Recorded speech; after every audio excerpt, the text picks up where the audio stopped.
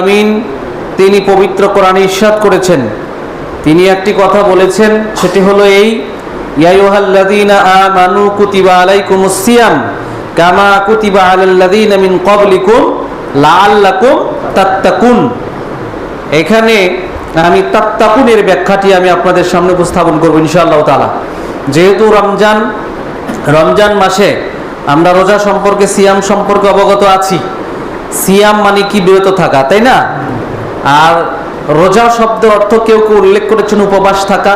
যাই হোক, যেটাই আমরা বলি না কেন, একই যদি অর্থ ধরে নিই, তাহলে আমরা বিরত থাকলাম কি কাজ থেকে? অশ্লীল মন্দ, বেলাল্লাপনা, তারপরে যাবতীয় অনাচার ব্যভিচার এবং স্ত্রী মিলন থেকেও, ছবি সাদিক থেকে নিয়ে সূর্যাস্ত পর্যন্ত সকল প্রকার মানে এই অযথা কাজগুলো, ফালতু কাজগুলো থেকে বিরত থাকার নাম হলো সিয়াম, তাই নয়? তো এখন আল্লাহ সুবহানাহু ওয়া তাআলা তারপরে তিনি বলছেন, আমি এই সিয়ামকে ফরজ করে দিয়েছি, আমি তোমাদের উপর কি করে দিয়েছি? ফরজ করে দিয়েছি। আর এটা আমি ফরজ করেছিলাম পূর্বে জাতিদের উপরও, আমি এই সিয়ামকে ফরজ করে দিয়েছিলাম। সেই সময়ের সিয়ামটা ছিল আলাদা, আমাদের সময়ের সিয়াম ছিল আলাদা, তাই না? তো সেই সিয়ামের মধ্যে এই সিয়ামের মধ্যে কিছু পার্থক্য আছে। আগের সিয়াম আর এই সময়ের সিয়াম, এখন তো আমরা সিয়াম রাখি শবে সাদিক থেকে নিয়ে, অর্থাৎ ফজর থেকে, ফজরের পূর্ব থেকে, অর্থাৎ ফজর থেকে নিয়ে, তখন থেকে নিয়ে আমরা মাগরিবের অর্থাৎ সূর্য অস্ত পর্যন্ত কি করি? আমরা এই সময় পর্যন্ত বিরত থাকি খানা পিনা থেকে, তাই নয়? কিন্তু আগের সিয়াম ছিল এরকম নয়। তারা ঈশার সালাতের পরে তারা এই সিয়ামটা রাখতো। ঈশার সালাতের পর আবার ঈশার সালাত আসতো এই সময়ে। হ্যাঁ, তো এই যে দেখেন সিয়ামের পার্থক্যগুলো, তাই না? তো তাদের সিয়াম ছিল খুবই কঠোর, খুবই কঠিন। তো আমি সেটা বলছি না, আল্লাহ সুবহানাহু ওয়া তাআলা আমাদের জন্য সিয়ামকে ফরজ করে দিয়েছেন। এই সিয়াম পূর্ববর্তী লোকদের উপর ফরজ ছিল, কিন্তু এই সিয়ামের ফরজ করে দেওয়ার পাশাপাশি আল্লাহ সুবহানাহু ওয়া তাআলা তিনি বলছেন যে আল্লাযী আলাল্লাযীনা মিন ক্বাবলিকুম লাআল্লাকুম তাত্তাকুন। আর এখানে বলছেন ইয়া আইয়ুহাল্লাযীনা আমানু, হে ঈমানদারগণ, তোমরা যারা বিশ্বাস স্থাপন করেছো তারা নেকির কাজ করো, তাই নয়? নেকির কাজ করতে বলছেন। আল্লাহকে যারা বিশ্বাস করেছো, রাসূলকে যারা বিশ্বাস করেছো, তারা নেকির কাজ করো। বেশি বেশি করে রাসূল সাল্লাল্লাহু আলাইহি সাল্লাম যে পথগুলোর কথা বলেছেন সেই পথ অনুসরণ করতে বলেছেন। তো কিন্তু তার পাশাপাশি আল্লাহ সুবহানাহু ওয়া তাআলা এখানে সিয়ামকে ফরজ করে দিয়ে তিনি একটি কথা বলছেন, ইয়া আইয়ুহাল্লাযীনা আমানু কুতিবা আলাইকুমুস সিয়াম কামা কুতিবা আলাল্লাযীনা মিন ক্বাবলিকুম লাআল্লাকুম তাত্তাকুন। আর আমি সিয়াম ফরজ করে দিলাম তোমাদের পূর্ববর্তী জাতিদের উপর, আমি সিয়াম ফরজ করে দিয়েছিলাম, কিন্তু তোমরা যাতে তাকওয়াবান হতে পারো। একটি শব্দ লাগাই দিলেন। এই সিয়ামের মাধ্যম দিয়ে কি অর্জন করা যাবে? তাকওয়া অর্জন করা যাবে, তাই না? তাহলে এই তাকওয়াটা কি? এই তাকওয়া আগে আমাদের বুঝতে হবে, তাই না? তাকওয়াটা কি? তাকওয়া কাকে বলে আর মুত্তাকি কাকে বলে? যেরকম সূরা আল বাকারা প্রথম আয়াতে আল্লাহ সুবহানাহু ওয়া তাআলা মুত্তাকিদের পরিচয় তিনি উল্লেখ করেছেন। আলিফ লাম মিম যালিকাল কিতাবু লা রাইবা ফিহি হুদাল লিল মুত্তাকিন। এখানে মুত্তাকিদের উদাহরণ এখানে আল্লাহ সুবহানাহু ওয়া তাআলা তুলে ধরেছেন। মুত্তাকি কারা? আল্লাযীনা ইউমিনুনা বিল গায়বি ওয়া ইউকিমুনাস সালাতা ওয়া মিম্মা রাযাকনাহুম ইউনফিকুন। যারা কি করেছে? আল্লাযীনা ইউমিনুনা বিল গায়বি, গায়ব বিষয়ের প্রতি যারা বিশ্বাস স্থাপন করেছে। গায়ব বিষয় কি? গায়বটা কি? গায়বটা কি? গায়ব হলো আল্লাহকে কি দেখা যায়? কোন নবী রাসূল দেখেছেন? কেউ দেখে নাই। আমাদের নবী মুহাম্মদ সাল্লাল্লাহু আলাইহি ওয়াসাল্লাম তিনি দেখেছেন, কিন্তু কথা বলেছেন, তাই না? কথা বলেছেন। রাসূল সাল্লাল্লাহু আলাইহি ওয়াসাল্লামের স্ত্রী তিনি বলছেন, মা আয়েশা রাদিয়াল্লাহু তাআলা বলছেন, যদি কেউ বলে যে রাসূল সাল্লাল্লাহু আলাইহি ওয়াসাল্লাম আল্লাহকে দেখেছেন, এই কথাটি যদি কেউ বলে, তাহলে স্পষ্ট সে মিথ্যা কথা বলল। তার মানে আল্লাহকে চর্মচক্ষু দিয়ে দেখা যাবে না। মুসা আলাইহিস সালাম জেদ করলেন আল্লাহকে দেখার জন্য, বনি ইসরাঈলেরা জেদ করলো। বনি ইসরাঈলেরা কি বলল? যে তুমি যে আল্লাহর ইলাহ, তুমি যে ইলাহর ইবাদত করো, তাহলে সেই ইলাহকে আমরা দেখব। বনি ইসরাঈলেরা খুব চালাক মানুষ ছিল। তখন আল্লাহ সুবহানাহু ওয়া তাআলা তাদেরকে অনুমতি দিলেন, মুসা আলাইহিস সালামকে বললেন তাদের ভেতর থেকে নিয়ে আসো তাদের দলপতি দলনী, তাদেরকে নিয়ে আসো। তখন ৭০ জন দলপতি তাদেরকে নিয়ে আসলেন তুর পাহাড়ে, অর্থাৎ পর্বতে। সেখানে নিয়ে যাওয়া হলো।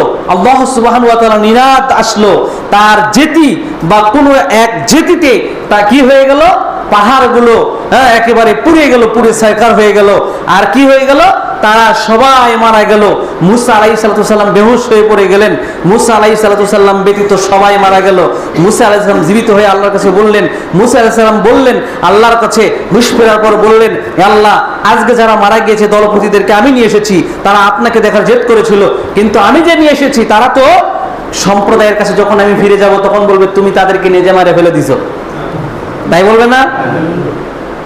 আপনি যদি কোনো ভালো কাজ করেন, কারো যে কোন জায়গায় ভালো ভালো কোনো জিনিস দিচ্ছে বা সরকার থেকে কোনো জিনিস ঋণ দিচ্ছে অথবা কোনো চাল গম ডাল ইত্যাদি দিচ্ছে, আপনি যদি কাউকে বলেন যে আমি দুটো কাঠ পাইছি, তুমুক গরিব মানুষ অকেনা সাত করে নিয়ে যাই, আমার দাও গমনি অর্ডাও নিয়ে মুনি, তো লিয়ে যদি যান খালি আসতে যদি দেরি হয়, আপনার বাড়ি তোর মা আর বাপ কয় বাগ যে দিবে আল্লাহ জানে ভালো, আমার ছেলে বেন কি বেন করলো বাবা, তাই না?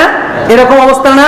তো ঠিক মুসা আলাইহিস সালাম এই কথাটি আল্লাহর কাছে প্রার্থনা করলেন, আল্লাহ সুবহানাহু ওয়া তাআলা আবার তাদেরকে জীবিত করলেন। আল্লাহ সুবহানাহু ওয়া তাআলা তার হুকুমে আবার জীবিত হয়ে গেল। সেই সময়ের কথাগুলো বলছিলাম, সেই সময় এরকম মুসা আলাইহিস সালামের কিছু মুজিজা ছিল, জীবিতকরণ মুজিজা ছিল। ঈসা আলাইহিস সালামের জীবিতকরণ, মৃত ব্যক্তিকে জীবিতকরণ মুজিজা ছিল, তাই না? এগুলো মুজিজা ছিল।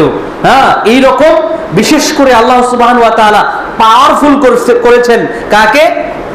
পাওয়ারফুল করেছেন সেটা হলো দাজ্জালকে। সেটা হলো কাকে? দাজ্জালকে। এই দাজ্জালও ঠিক তেমনই ওই রকম এমন এক সময় আসবে যে সময়ে দাজ্জাল এসে অর্থাৎ মানুষের ঈমান হরণ করবে, ঈমান নষ্ট করে দিবে। এমনি দাজ্জাল আসেনি তাতেই তো ঈমান নষ্ট, তাই হয় না? ঈমান নষ্ট না? ঈমান নষ্ট। বিশেষ করে মেয়েদেরকে নিয়ে বেশি ঈমান নষ্ট হচ্ছে, তাই হচ্ছে না? মেয়েদেরকে নিয়ে বেশি ঈমান নষ্ট হচ্ছে। কিভাবে? আল্লাহ রাসূল সাল্লাল্লাহু আলাইহি ওয়াসাল্লামের একটা হাদিস দ্বারা বোঝা যায় যে কোনো এক জায়গায় যখন দাজ্জাল আসবে, কোন এক গ্রামে যখন দাজ্জাল আসবে, তখন সেখানে মেয়েরাই সেখানে অধিকাংশ যাবে, মেয়েরাই সেখানে অধিকাংশ সেখানে মেয়েরা যাবে। এই ভয়ে যারা মুমিন পুরুষ, যাদের ভিতরে ঈমান আছে, আল্লাহকে বিশ্বাস করে, যারা গায়েব বিশ্বাস করে, এরা তখন কি করবে জানেন?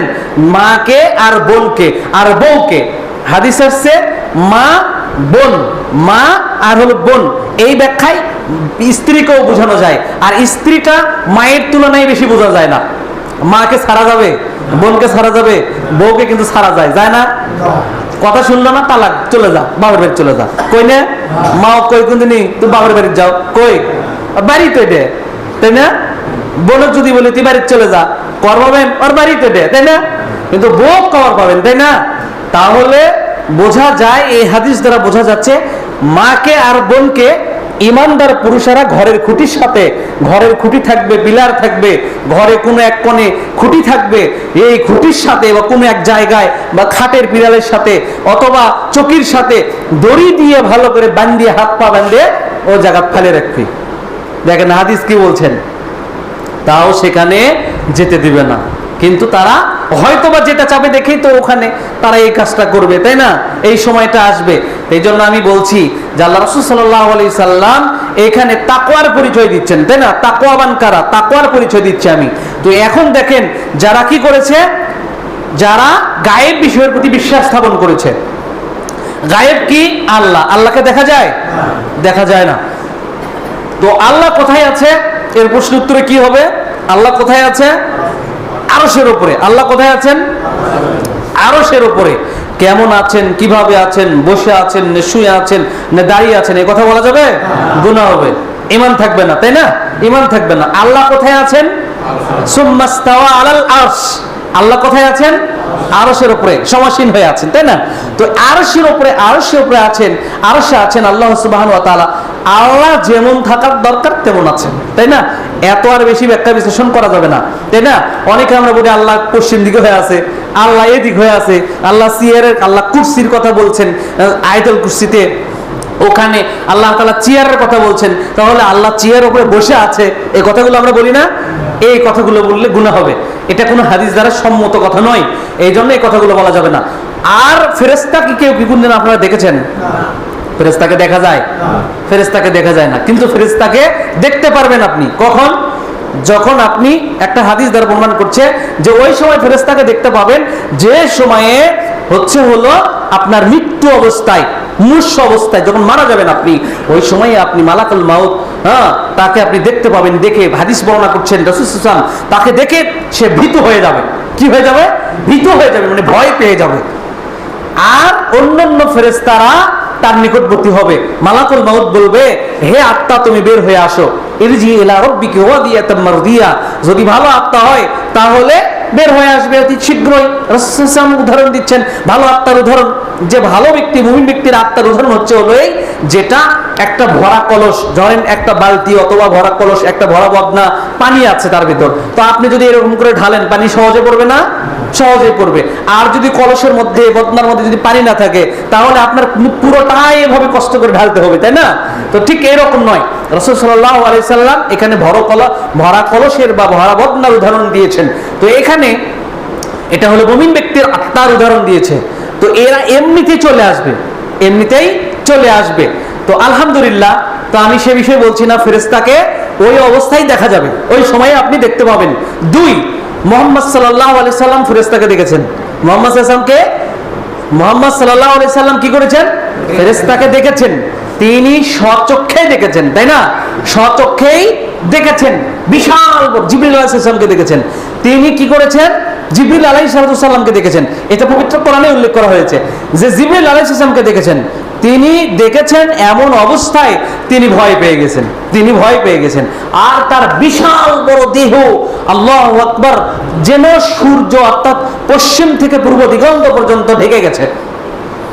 এত বড় ফেরেশতা আল্লাহ তৈরি করেছেন। শুনছেন আপনার আর আমার অস্তিত্ব কোথায়? আর আমরা আল্লাহ বিদ্রোহী হই, আমরা রাসূল বিদ্রোহী হই, আমরা নিজেরাই বুঝি না। আর আল্লাহকে আমরা, আল্লাহ যে আমাদের হাত দিয়েছে, পা দিয়েছে, জবান দিয়েছে, অঙ্গ প্রত্যঙ্গ দিয়েছে, একবার শরীরের দিকে লক্ষ্য যদি করি তাহলে আল্লাহু আকবার এমনি উঠে আসবে। আল্লাহু আকবার শব্দটি এমনি আপনার মন থেকে উঠে আসবে যে আল্লাহ বলা ছাড়া, আল্লাহর প্রশংসা করা ছাড়া আর কোনো উপায় নেই। তো তাহলে বোঝা যাচ্ছে যে রাসূল সাল্লাল্লাহু আলাইহি সাল্লাম জিবরিল আমিনকে দেখেছেন এবং মানুষ রূপেও দেখেছেন, মানুষ রূপেও তিনি দেখেছেন। হাদিসে বর্ণনা করছেন, হাদিসে আছে রাসূল সাল্লাল্লাহু আলাইহি সাল্লাম একদা সাহাবীদেরকে নিয়ে বৈঠক দিচ্ছেন। এমন সময় রাসূল সাল্লাল্লাহু আলাইহি সাল্লামের কাছে জিবরিল আমিন ফেরেশতা এসেছেন। এসে জিজ্ঞাসা করছেন, আপনি আমাকে কিয়ামত সম্পর্কে বলুন, আপনি আমাকে কি করুন?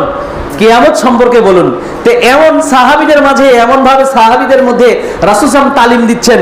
তো এই তালিমের মধ্যেই একজন ব্যক্তি, কুসকুসে চুলালা, হ্যাঁ, একবারে কুসকুসে চুল, কালো কুসকুসে চুল আর সাদা ধবধবে পোশাক, হ্যাঁ, পরে সুন্দর চেহারা বিশিষ্ট, তিনি কি করেছেন? সাহাবীদের মধ্যে এসে রাসূল সাল্লাল্লাহু আলাইহি ওয়াসাল্লামের কাছে এসে বসে বললেন, বসলেন।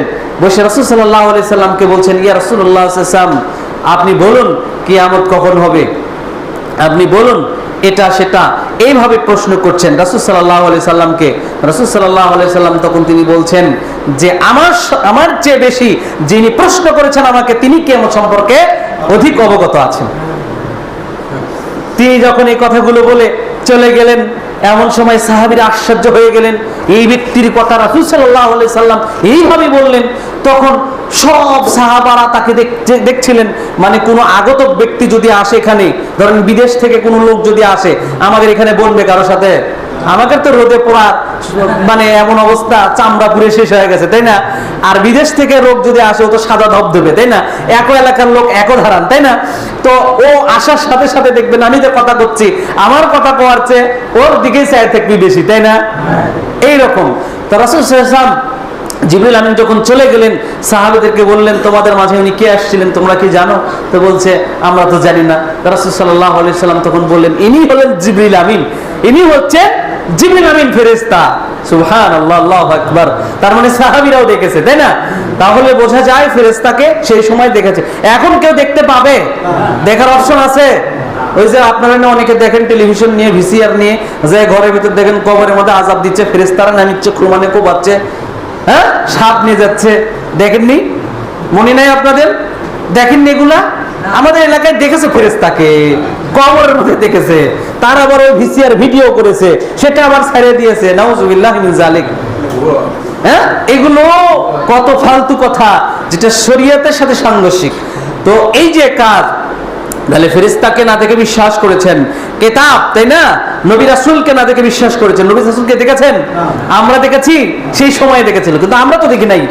এদেব শুনুন, তারপরে দেখেন, তারপরে রাসূল সাল্লাল্লাহু আলাইহি সাল্লাম এই কথাগুলো বলার পরে রাসূল সাল্লাল্লাহু আলাইহি সাল্লাম এই কথাগুলোকে বলছেন গায়েবী বিষয়। এগুলো কি?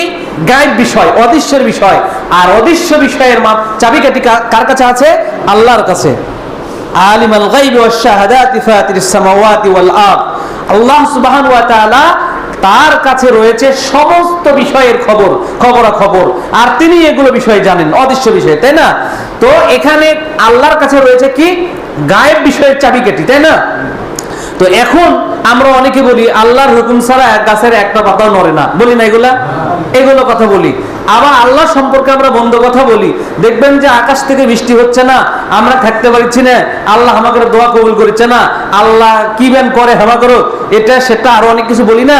তারপর যদি আমার কোনো যদি এক সমস্যা হয়ে যায়, ধান ভিজে যায়, ধরেন শুকনা ধান ভিজে গেছে, বা ভালো একটা খেত সেখানে ঝড় দিয়ে একবার শেষ হয়ে গেছে, আল্লাহকে আমরা গাল দিই। আল্লাহর ঝড় দেওয়ার সময় পায়নি, বলি না? বন্যা হওয়ার আর সময় হয়নি, বাতাস হওয়ার আর সময় হয়নি, এই যে বৃষ্টি হওয়ার আর সময় হয়নি, এগুলো বলি। কিন্তু আমরা আকাশের ডাকক পর্যন্ত গাল পারি, বা তাই পারি না? এরকম পারি। এগুলোকে পারা মানে আল্লাহকে গাল দেওয়া হলো। আল্লাহকে গাল দিয়ে কেউ কখনো মুমিন থাকতে পারে না, আর মুত্তাকিও হতে পারবে না, আল্লাহ ভীরু অর্জন করতে পারবে না। এক